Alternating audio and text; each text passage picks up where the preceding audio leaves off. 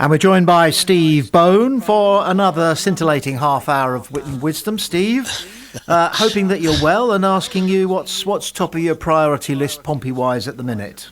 Yes, I am well, thank you. I'm not sure how much wit and wisdom I've got to impart. I'll try. It's FA Cup week, isn't it? It's all very exciting. I still like the third round of the FA Cup. Some people have tried to write it off, and it's been diluted a little bit.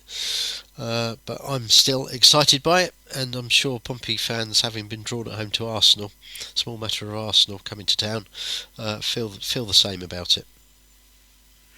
Yeah, I believe Arsenal have got a game tonight against Liverpool, which is a bit close to them coming down to us. They might be slightly depleted themselves. Well, I think they should rest a few tonight, save themselves for the big one on Sunday.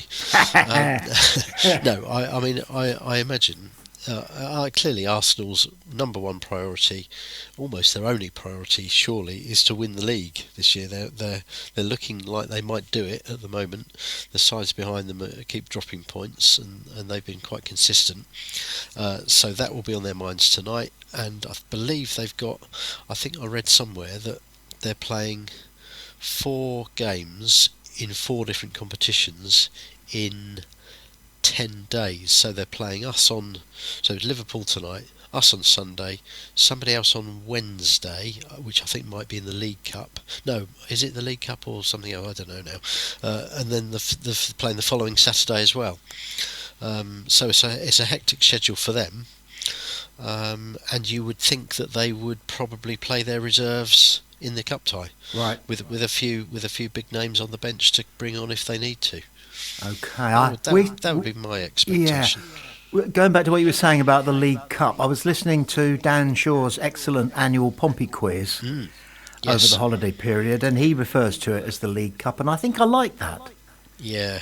It's one of those that seems to change sponsor name every 2 or 3 years, doesn't it? And you forget who the latest sponsors are.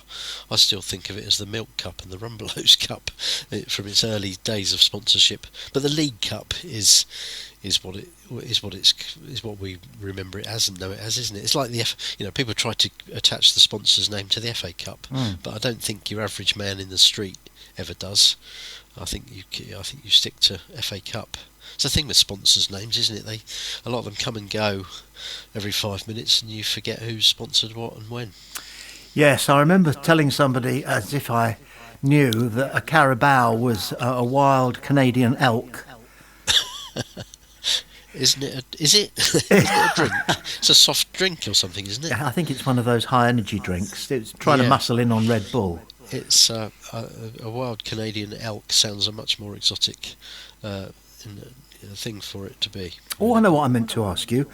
I only caught this story because I was straying onto the Arsenal website just to see what their latest was, and they're delighted to be playing in their traditional kit on Sunday, red and white sleeves.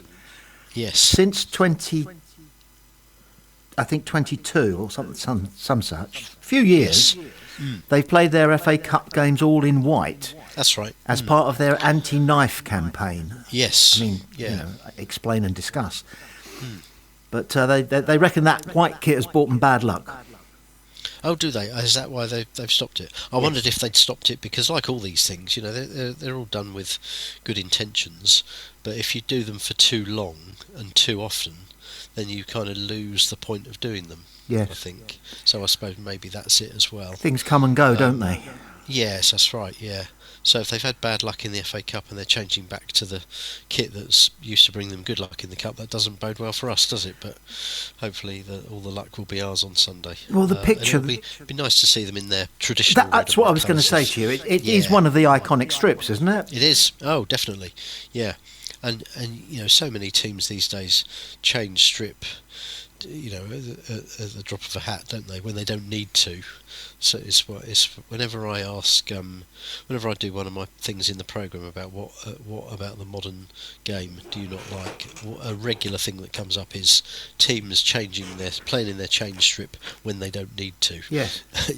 If it's blue against red, and the red is the away team stick to red, why do you need to play in green and pink? Absolutely.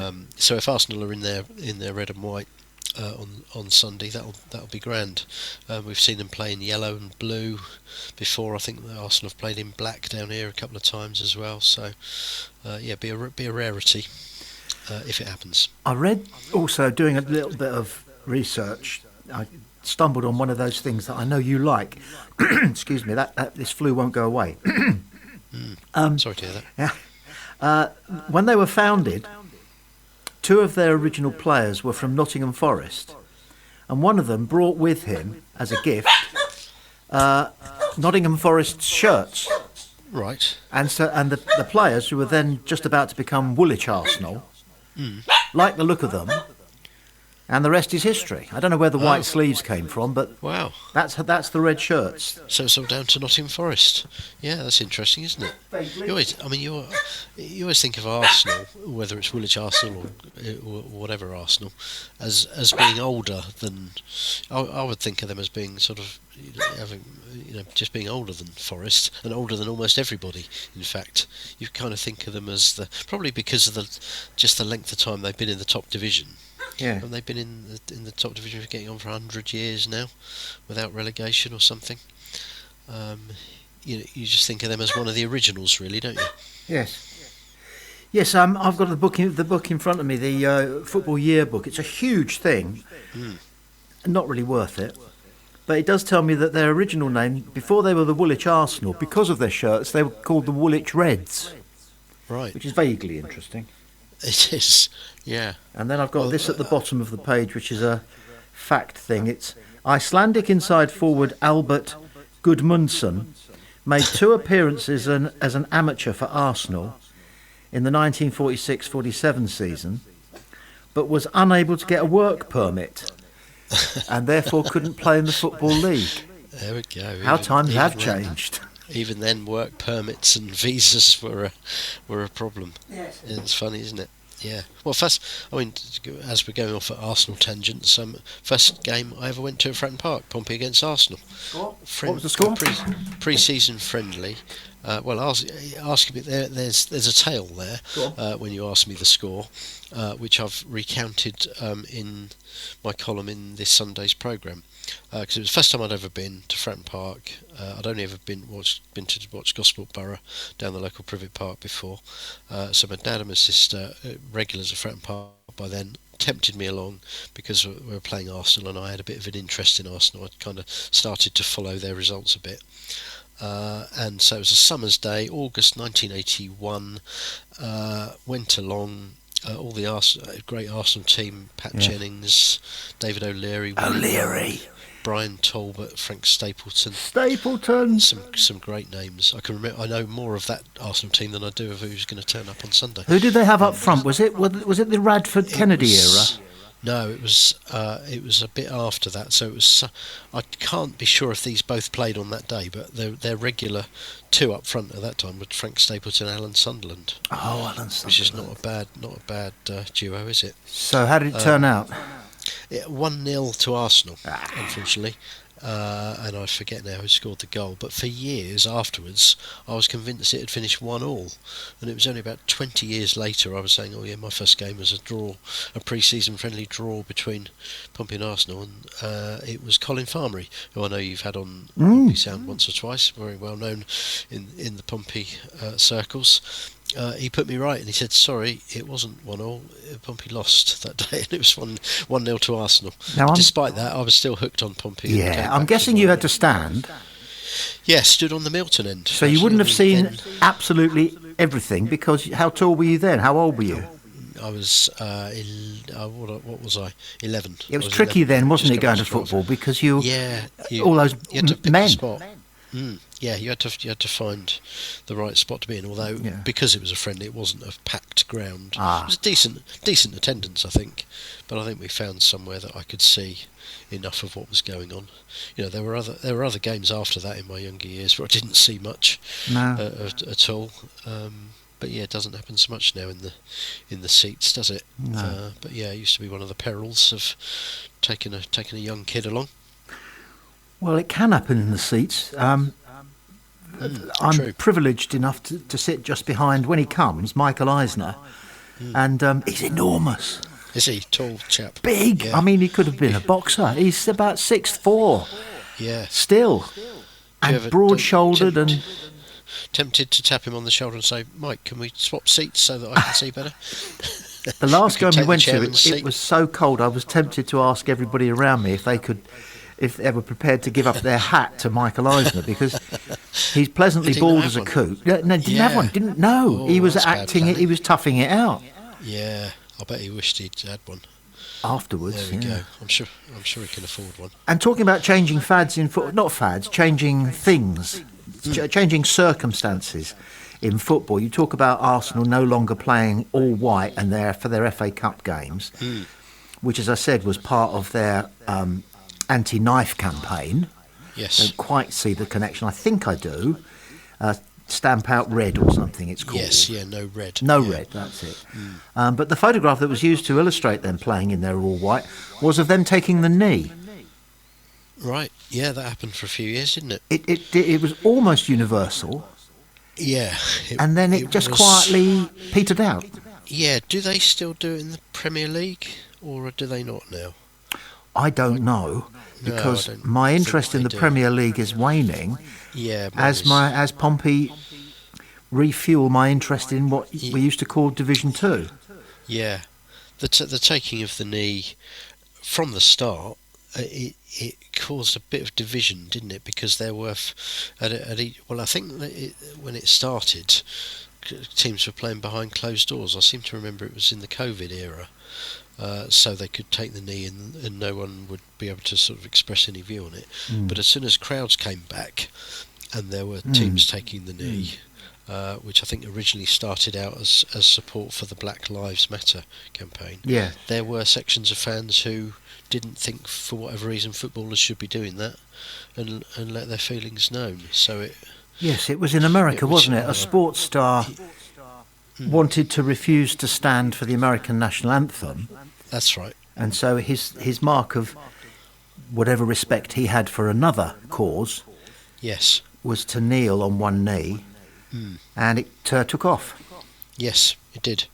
But like everything, like Arsenal's all white kit, these things run their course, don't they? Yes. And people move on to another way of showing things and another campaign. Speaking of this, do you miss the days when football transfers could take place at any time during the season? Yes, I do. Actually, because it worked perfectly well. I think, from memory, that it probably did favour some and not others, but I don't know. And you don't have all this. Now we have the two transfer windows, the summer one and the January one. There is so much focus on those when they come along, and before they come along, as we know, we start talking about the January one in about October, don't we? And it puts. I just think it's a bit of an unbalanced market, really. It makes teams make changes to their squad because everybody else is at the same time when they sometimes they don't need to, or sometimes they wouldn't want to. It sort of skews things, I think. I seem to remember that you used to be able to buy and sell. If you're in the Football League, you used to be able to buy and sell, but then there was a transfer deadline around the end of March. You couldn't bring anybody in after that. That's right. And then you could start again in the summer. And from what I remember, that worked okay. I can't really see what the problem was with that. I can't remember when it changed, and B, I can't remember why it changed. But like all these things, we're probably never going to go back to how things were, are we? So It used to lift an otherwise ordinary Wednesday in October or February, say, to wake up, grab your paper and discover that there's been a huge transfer. That somebody's been bought from abroad for 50, however many million. Yeah. And it would just give you just a little peak of interest. Yeah, it did. And I bet if you go back to those days where people could spend, where people could buy for at any point within sort of 10 months of the year, I bet there were fewer transfers per club then, in terms of buying and selling, than there are now. I think the window, every time a window comes around, every club's fans are saying we need to buy 6 players, we need to buy 8 players. In some cases, we need to buy 15 players, and quite often clubs then do that just because they feel they should, and there's a pressure to, and some others are doing that. If they're at the top, if they're going for the title, they don't want to change too much, but they want to strengthen. If they're trying to avoid relegation, they want to freshen up, get rid of a few, bring in a few. And I just think it's a bit of a false market, really. Do you think any team has ever gone through the January window and done nothing, brought nobody in and let nobody go? Probably has been 1 or 2 instances of that, hasn't there? But not any that spring to mind. So no. I'm pretty sure Pompey have never done it. No. And I don't think many top teams would do it, just because it kind of looks bad, doesn't it? It looks like inertia. Whatever position you're in at the start of January, it looks like you think you're okay, you don't need to strengthen, which maybe in some cases you don't.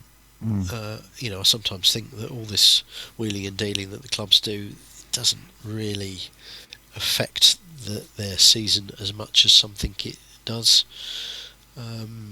There's exceptions to that, of course, but I think if everybody was suddenly banned I think if the January transfer window was stopped for whatever reason, and everybody had to carry on with the squad they had, probably your league standings at the end of it probably wouldn't be much different to how they work out with the transfer window having been in place. Speaking of ins and outs, I wanted to ask you about something that cropped up in yesterday's news bulletin on Pompey Sound, and that is someone who, purely for dramatic effect, we were calling Pompey's forgotten man, and in a way he is, because he doesn't get talked about one way or another, and that is Australian Thomas Waddingham. Yes. There's always, at any one time, there's at least one forgotten man, I think, at every club, isn't there? Sometimes, in Pompey's case, there's 2 or 3 or 4 or 5. But yeah, it's a funny one, actually, Waddingham, because he was around the squad last season, wasn't he? Yeah.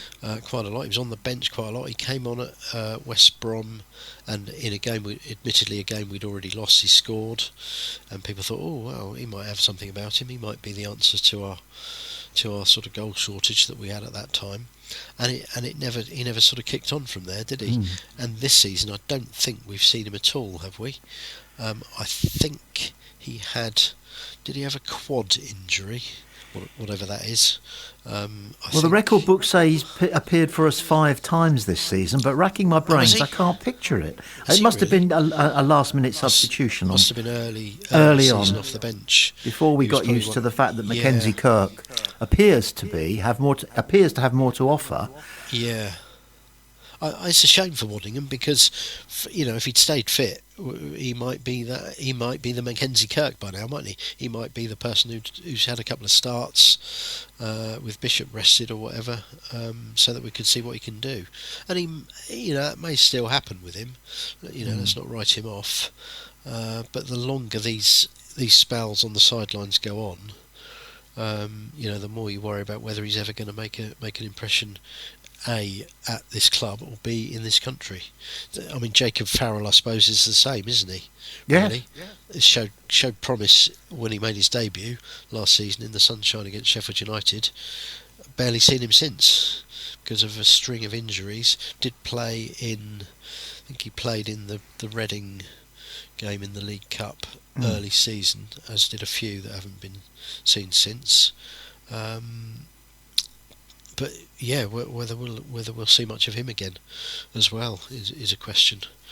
I think from memory, Waddingham is actually injured at the moment, not training, and I think possibly due to train again fairly soon.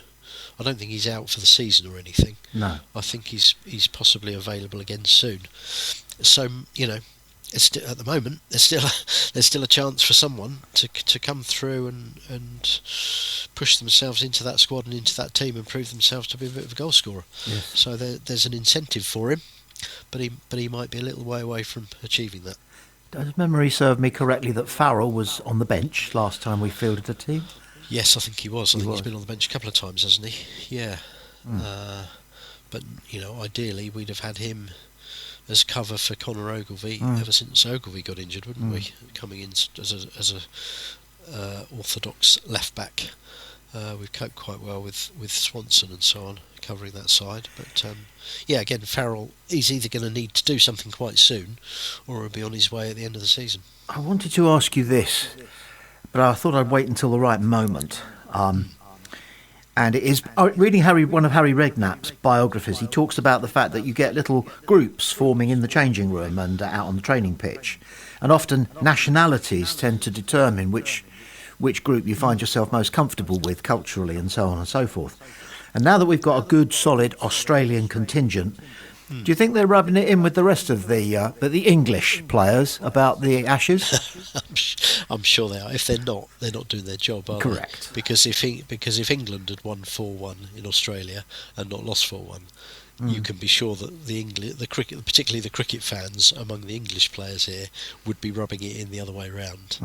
They wouldn't waste any time in not doing so, would they? Yeah, I mean, not all footballers are big cricket fans, are they? But I always think the Ashes sort of transcends further than just cricket fans. It's a big international event, isn't it? Yeah. I think there will have been a bit of ribbing going on. I imagine Hayden Matthews has probably had his say on it. Sorry, Barney the dog has just woken up. Talk of cricket, I think that's what it is. So yeah, I'm sure there's been a bit of that. We famously had. Do you remember the story of Rory Allen, striker that signed for £1 million in 1999? Oh, go on, tell it again. Looked quite good for a while. Scored a few goals, then got injured, kept getting injured, was still at the club about 2 or 3 seasons later, and then suddenly somebody realised that, well, not somebody at the club, but fans then started to realise that they hadn't seen or heard of Rory Allen for a few weeks or even a few months, and it transpired that he'd gone down under, I'm sure with the club's blessing, or maybe even after the club had said, right, you're not wanted, and he was spotted at an Ashes match down under. Yes. In the 2002-3 series. Well, folklore has it that he was round a player's house eating pizza. I can't remember which Pompey player it was, and Alan said to him, "Can you give this letter to Harry Redknapp in the morning?" And the bloke went, "Okay, what? Why don't you do it yourself?" He said, "Because tomorrow morning, when I should be turning up for training, I'll be at 25,000 feet." And he literally did a runner. So the myth goes. You can imagine Harry's reaction, can't you? And he changed careers and he became a very successful diplomat. Oh, did he? Yes, okay. Foreign Office. Right. That's a big change, isn't it? Yeah, that's doing it in style, isn't it? That's one way to leave a club. Well, yeah, I mean, he was obviously somebody who was quite capable of being slippery and, I'm going to say slightly deceitful, so that's probably a requisite credential if you're going to work at the embassy. I'd love to have been I mean, I could have been, but I wasn't. I'd love to have been the reporter that, after this became known, was the first to ask Harry, where's Rory Allen these days? Because Harry would have told the full story, added a few twists and turns to it as well, wouldn't he? And he would not have spoken kindly. Well, the player who was supposed to give the letter to Harry chickened out. And he waited until Harry was out on the training ground, and he crept into Harry's office on his desk, and he put the letter on Harry's pile of clothes. Right, that's probably a wise way to do it, because if you handed it personally, then Harry would think, well, you're part of the whole project. Yes, he didn't want to be blamed for it. You were Absolutely involved in getting him out of there. Yeah. Oh, good. All good tales for the book. Yes. Now then, back to matters in hand. Quite a few people are getting a squeaky bum, as Alex Ferguson put it, if you remember. Are you nervous? Even a little bit, or not? On the relegation front, yes. On the championship front, a little bit nervous, because clearly we're you look at where we were early season, we looked as though we were going to be quite comfortable in mid-table, and now we're not, and we are Oh, I must admit, I haven't looked because our last game is called off. But are we actually in the bottom three? I think we are, aren't we? And yeah, we've there have been too many games where we've looked quite weak. The difference between last season and this season is that the home form this season is a bit patchy. We've had some very good home performances and we have got some points at home, and I think our last 6 at home we've actually won 3 and drawn 2. We only lost 1 of our last 6, so that's not bad. But the away form at times is as bad this season as it was last season, and that just puts pressure on the home games, and it's at home where we're going to need to do it. And we're not defending badly, but we do look short of goals, don't we? Yeah. Especially in this little spell now with no Lang and no Murphy supplying the ammunition or being on the end of some of the ammunition and knocking it in. Bishop's not scoring. He's not looking like he's going to come back to form anytime soon, but we hope he does.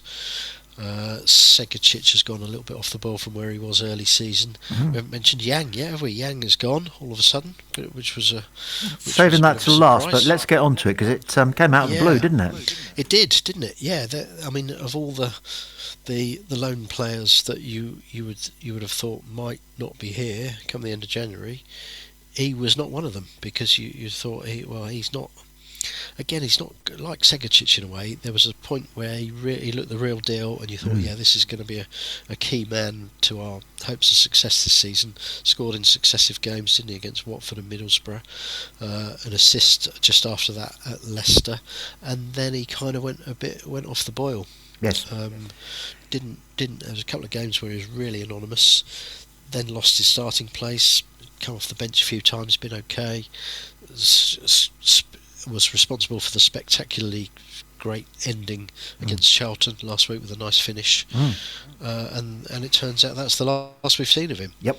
And I'm a bit puzzled by the story that, and I don't know if this is the official line, but obviously he was recalled by Spurs and he's going to Coventry. I was a bit puzzled by the line that, there was some suggesting that it's because Coventry have promised Spurs he will get more minutes there than he did with us. I'd be surprised if Frank Lampard is able to say to Spurs, if you send him to us, he will play X number of games. Because how can he say that? He's got a winning team. Fair enough. They've had a little blip recently, haven't they? They've had a couple of defeats, so he wants to freshen it up a bit. But will any manager give an absolute guarantee to another club that he's going to start a player every week or every other week for the rest of the season when he hasn't seen him, in the flesh himself? He hasn't seen him in his squad, in his training ground, so he doesn't know until he puts him in the team what he's going to do for him. So that puzzled me a bit. I think you're spot on there. Clearly, Spurs have not been impressed at how much he's played and think he should have played more. I don't think he should have played more. I think he's probably played about the amount that his efforts have sort of warranted, really. I think he's had chances. I don't think he should have been kept in the starting 11 longer than he was. Maybe he's a little bit a victim of the team and the squad as a whole struggling at times. He's not been able to sort of rise above that, but it's a shame because there are, if Bianchini had been recalled by Swansea, nobody would have batted an eyelid, would they? They just said, yeah, okay, didn't work, good luck to the lad, hope he does well back at Swansea or somewhere else. Well, but with Yang, I think because Yang has scored a few goals and we've seen some moments from him, people are a little bit concerned about, does that leave us even weaker in wide areas? Well, I was going to ask you, that was the next thing on the list, is we've seen a little bit more of Harvey Blair. What are your thoughts on him now that we've had a fairly good look at him? I think there's a good player there. I'm not sure if he is a sort of, if we're depending on him to be a first choice, a regular starter, I think that weakens us a bit. I'm not sure he is at that level yet. which game was it? Was it a QPR game where he Yes. started really well? He did. He was getting on the ball. He was beating his man. He was getting a couple of crosses in, and the team as a whole were playing well throughout that first half against QPR. And he then faded. The team faded. He didn't last the 90 minutes. And there haven't been too many occasions where he's lasted 90 minutes and you've wanted him to because he's playing well. So the talent has sort of shown through in fits and starts. I think with him, I think most fans would say we do need, and especially now that Yang's gone. Yes, you can give Blair more games and you can have him around and have him in the squad and have him on the bench, but we need another wide man to come in this month who is going to have a bit of an impact and is going to just give us something we haven't already got. We love your predictions, partly because they're interesting. Most so-called experts, pundits, commentators, what have you, ex-players in particular, notorious for this, always end up saying, I think it's going to be a very tight game, but I think Pompey can shade it. That's what they always say. And if they want to be... I sometimes say that myself. When you think it's the case. Yes. If they want to be really negative and risk the ire of certain Pompey fans, they'll say, I'm going 1-1. And that's considered a below-the-belt blow. Yes, it is. Go on then. Arsenal. Well, Arsenal? Yeah. I don't think it is going to be over by the time 90 minutes are up. Okay. I think Arsenal are going to play a reserve team. I don't think there'll be too many first team regulars, if any, in their 11. And I think Pompey will be up for it. They lost 5-0 at Bristol City last time out. So they need to show something after that, and they generally, after these bad away performances, I know it's going to be 10 days between the two, but that is still the last time we saw Pompey. Yes. And they generally they come good after a performance like that, and I think we might give Arsenal a run for their money, but I also can foresee eventual defeat, right? Possibly on penalties, because no replays is there? No replays anywhere now in the FA Cup, so it could be spot kick heartbreak. Could be your news headline on Monday morning. But if we do that, if we give them a good game, give a good account of ourselves, and end up going out, I don't think anybody will be too disappointed, because we need to, as the managers always say, concentrate on the league. We won't have been disgraced. You just hope we don't lose 6-0. We don't want a cricket score, do we? Going back to the Ashes, because that wouldn't do anything for confidence either. Because I think the manager will probably play quite a strong team. I think he needs to. He hasn't got a lot of options in some parts of the field, has he, with the injuries we've got? So it's going to be a strong team. You don't want the league, Pompey's championship team, to go out there and get hammered. Well, I was going to say, Roy of the Rovers scenario, Colby Bishop's been starting on the bench for a couple of games. Yeah. And if we stick with that, that means that Mackenzie Kirk is going to get, a dream game for a lad. It is, isn't it? Playing against the Premier League leaders. Yeah. All his family will be crowded around the television. It'll be a fantastic occasion for him. Yeah. And then it goes to penalties. And John Messino, because he doesn't miss a trick, who does he bring on as a sub? Colby Bishop. If he hasn't brought him on before. Yeah, he will do. And he takes the first one. Yeah. And the crowd go crazy. Yeah. What do you his first goal for 4 months, wouldn't it? What time to do it? Because football is show business, isn't it? At the end of the day, people go, "Oh, it's just business nowadays." No, fella, it's showbiz. We want to go there, and we want to have something that we come away talking about. It's like WWF. It's like we did when we scored the 98th minute winner the other week. Yeah. That people talk about that for longer than they would if we'd scored the winner in the 78th minute. That's it. So Colby from the spot. Yeah, I like it. I will submit that script to TNT Sports and see if they approve it. And put it out on Sunday. Absolutely. I like it. Absolutely. Well, Steve, I could talk to you all day, and we could listen to you all day, but we've run out of time. Thank you for all of that. Enjoy Sunday, of course you will, one way or another. Everybody else does too. Yep. And talk soon. Look forward to it.